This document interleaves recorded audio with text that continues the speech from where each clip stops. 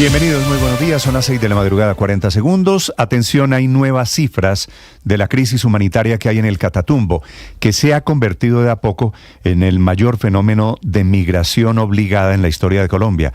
Más que Bojayá en Chocó, por ejemplo, más que el Salado en Bolívar, más que el Charco en el departamento de Nariño, mucho más que cualquier guerra regional. La del Catatumbo ha sacado hasta esta mañana más de 36.000 personas, según las cifras que entrega la Defensoría del Pueblo, que está haciendo un trabajo juicioso allí. Del gobierno no hay resultados de cifras, ni de evacuados, ni desplazados, ni de muertos. Entre las personas desterradas hay 120 firmantes del acuerdo de paz que parecen ser originalmente el blanco del ELN, que arrancó por allí, matando a desmovilizados, pero que también ha matado líderes sociales. Entre los desterrados hay indígenas Yupka, campesinos, 500 profesores, decenas de líderes sociales. Es una situación verdaderamente alarmante, por ello la condena y lamenta Naciones Unidas, a través del jefe de la misión de verificación de la ONU en Colombia, que en una reunión extraordinaria en Nueva York le pide al ELN que permita el acceso de organismos internacionales a todos esos 7 pueblos en el Catatumbo, en donde no han podido entrar la autoridad. Y hay todavía miles de civiles desatendidos o desplazados o firmantes del acuerdo de paz que no están recibiendo las garantías de seguridad necesarias. La guerra en el Catatumbo la condenan los representantes del Reino Unido, de Pakistán e inclusive de Rusia. Con este panorama, el gobierno del presidente Petro anuncia una ofensiva militar contra el ELN, grupo al que le permitió el fortalecimiento durante casi 3 años del gobierno nacional. La orden es el regreso de operativos militares, porque como dice el ministro del Interior, Juan Fernando Cristo, que estuvo ayer allí, que es cucuteño, al ELN se le acabaron las oportunidades de una paz negociada. En el gobierno se dieron cuenta, tal vez un poquito tarde, que el ELN aprovechó la excusa de negociación de la paz para fortalecerse y rearmarse y tener nuevas complicidades del lado venezolano de la frontera. El primer paso de la ofensiva militar fue reactivar las órdenes de captura con 31 de los jefes del ELN, a quienes la Fiscalía les había levantado las órdenes de persecución porque eran al tiempo negociadores de un proceso de paz que nunca funcionó. Para esta arremetida contra el ELN, el gobierno espera publicar hoy seguramente los decretos de conmoción interior que había prometido el presidente Petro hace ya 3 días largos.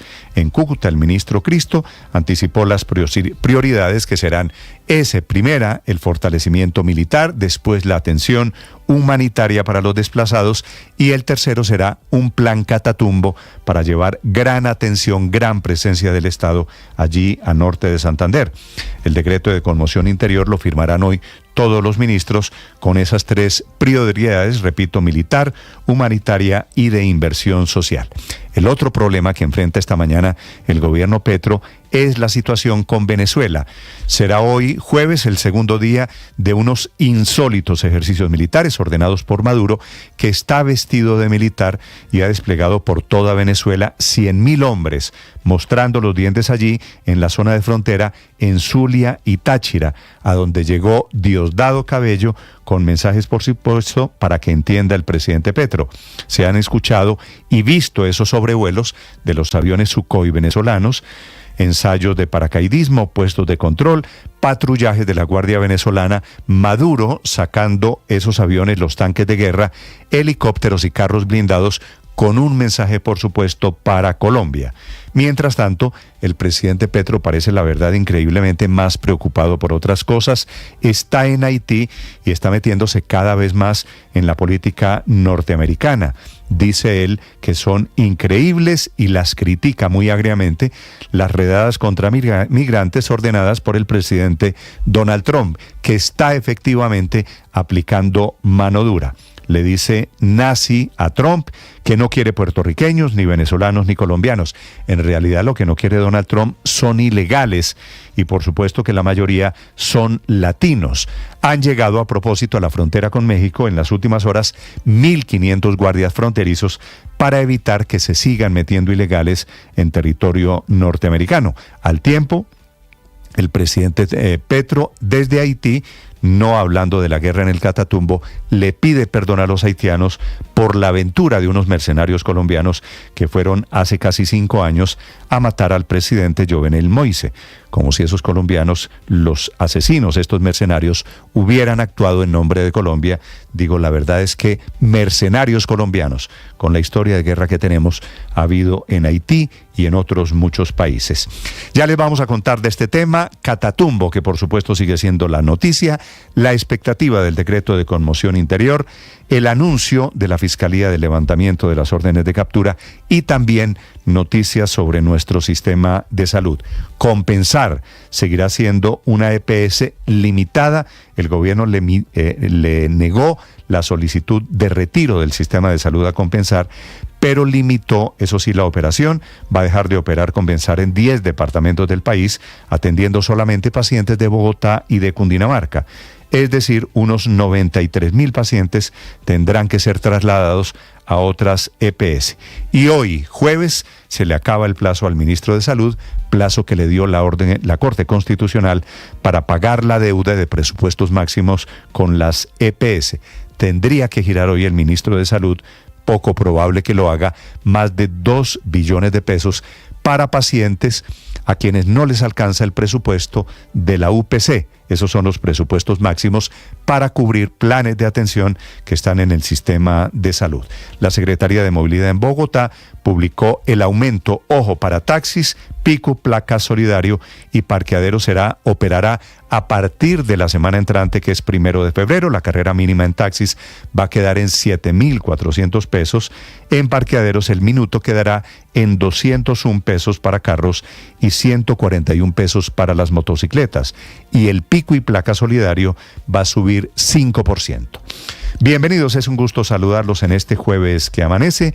Hoy es 23, es el día del Community Manager, una profesión ahora muy frecuente en época de redes sociales, y también es el Día Mundial de la Libertad, que todavía la tenemos en Colombia. Bienvenidos, aquí está lo más importante en el resumen que preparamos en Voces y Sonidos en Mañanas Blue.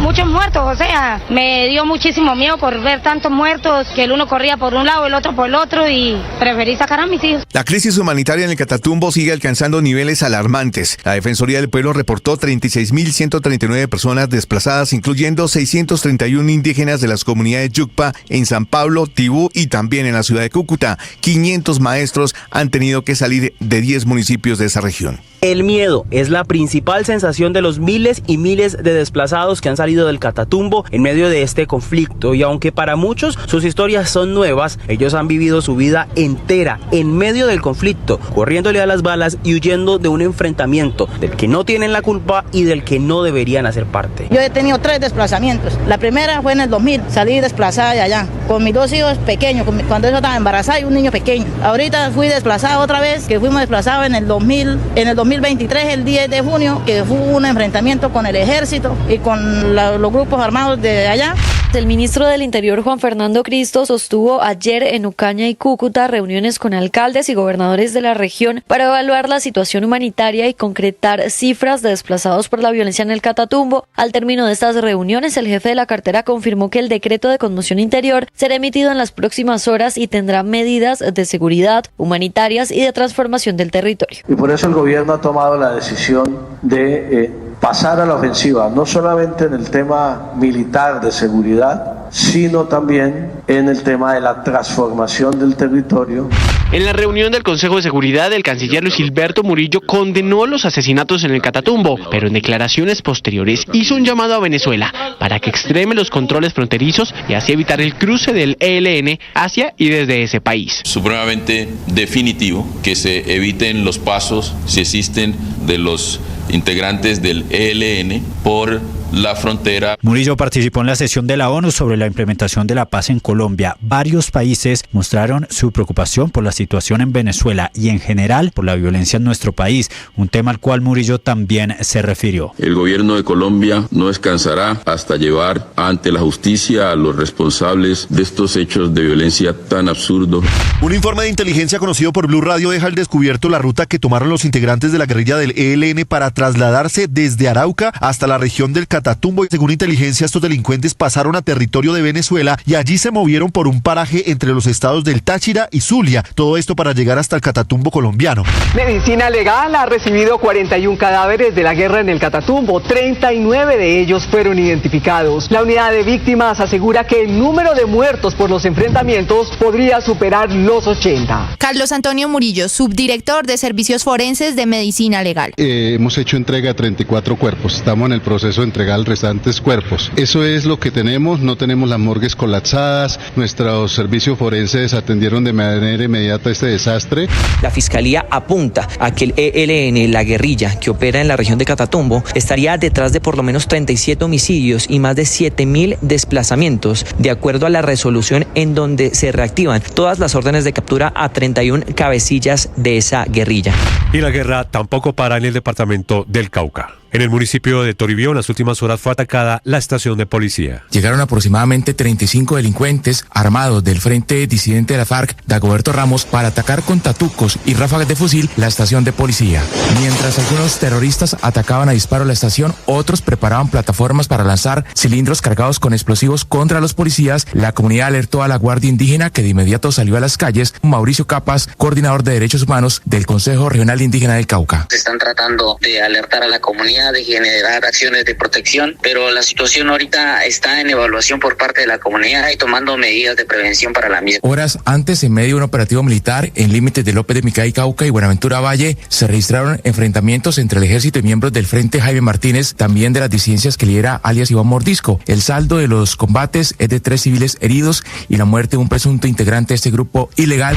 Las autoridades confirmaron que la explosión en una vivienda del municipio de San Juan de Arama, en el departamento del Meta, se trató de un carro bomba. En ese incidente murió un hombre que estaba dentro del vehículo. Al parecer, el carro explotó cuando era cargado con explosivos. La decisión del gobierno nacional frente a la solicitud que había hecho la EPS Compensar le niega hoy su retiro voluntario del sistema de salud y lo que hace es redefinir su operación o delimitarla. Solo va a seguir funcionando Compensar en Bogotá y Cundinamarca, en donde tiene a más del 90% de sus afiliados, es decir, cerca de 1.600.000 colombianos. Consideramos que esto va a permitir fortalecer los servicios, dar una calidad y oportunidad en los servicios a los usuarios y a los pacientes. Finalmente, las autoridades confirmaron que el cuerpo hallado en las últimas horas por tropas del ejército en el río Minero, sector Travesía, Otro Mundo, ubicado en límites en los municipios de Otanche, Pauna y Floriana en Boyacá, corresponde a Laura Valentina Páez, de 9 años, quien fue reportada como desaparecida el pasado 16 de enero. Según la alcaldía de Chiquinquirá, el cuerpo de la niña, quien fue asesinada por un hombre que confesó que la raptó en un vehículo y luego la asesinó, será entregado en las próximas horas a su familia. La exconsejera para las regiones de la presidencia, Sandra Ortiz, detenida por el escándalo de corrupción en la Unidad Nacional de Gestión de Riesgo, reveló que uno de los principales testigos del entramado fue asesinado y denunció que su vida está en peligro. Ortiz le pidió al presidente Gustavo Petro garantías para que se sepa toda la verdad. Yo quiero pedirle al presidente, la primera vez que le voy a pedir algo al presidente públicamente, que él sea garante de que se sepa la verdad de lo que pasó en la Unidad de Gestión de Riesgo. Es lo único que yo le quiero pedir al presidente, que se hable de la verdad, que cada quien se haga responsable de su pedazo. Desde Haití, el presidente Gustavo Petro criticó las medidas migratorias implementadas por Donald Trump en los Estados Unidos, señalando que estas fomentan el aislamiento y la decadencia. No quieren venezolanos, no quieren puertorriqueños, no quieren colombianos, pues dejémoslos un rato solos. A ver cómo les va. El presidente Gustavo Petro pidió perdón al gobierno de Haití por el asesinato del presidente Jovenel Moïse, en el que están vinculados exmilitares colombianos. Para pedirles perdón, que colombianos, oscuros en su corazón, blancos en su piel, pagados como mercenarios por intereses Estado de la Florida, decidieron venir a estas tierras a asesinar. Los líderes María Corina Machado y Edmundo González Urrutia agradecieron al secretario de Estado de Estados Unidos, Marco Rubio, su compromiso con la lucha por la libertad de Venezuela y el reconocimiento de González Urrutia como ganador de las presidenciales del pasado mes de julio. Es el primer paso para arrancar con la purga en las agencias del gobierno federal, particularmente en las divisiones de inclusión, diversidad y equidad, a partir de un memorando desde ayer a las 5 de la tarde tarde se ordenó que todos los trabajadores que hacían parte de esas divisiones en las distintas agencias del gobierno federal no fueran a la oficina. Se les daba una licencia remunerada y con todos los beneficios mientras se determine el número exacto de departamentos, de trabajadores y los pasos a seguir. Pero se ha anticipado que las agencias se tienen que preparar para despidos masivos. Entre tanto, el presidente Donald Trump también ordenó el despliegue de 1.500 militares activos a la frontera con México en el marco de su declaratoria de emergencia nacional. Mientras el sur de los Estados Unidos es azotado por una tormenta invernal, en el oeste, en Los Ángeles, el incendio Hughes arrasa hasta el momento 5.000 hectáreas donde están asignados 4.000 bomberos y más de 50.000 residentes han sido obligados a evacuar. Atlético Nacional presentó oficialmente a Javier Gandolfi como su nuevo técnico. El entrenador argentino de 44 años llega para reemplazar al mexicano Efraín Juárez. Lo que pasó y es un tema que todos sabemos y que seguramente el cuerpo técnico con la directiva lo resolvieron de tal manera. Es muy difícil opinar con algo que pasó. Lo que sí te puedo decir, nos encontramos con un plantel extraordinario, con muchísimas ganas. Estás escuchando Blue Radio.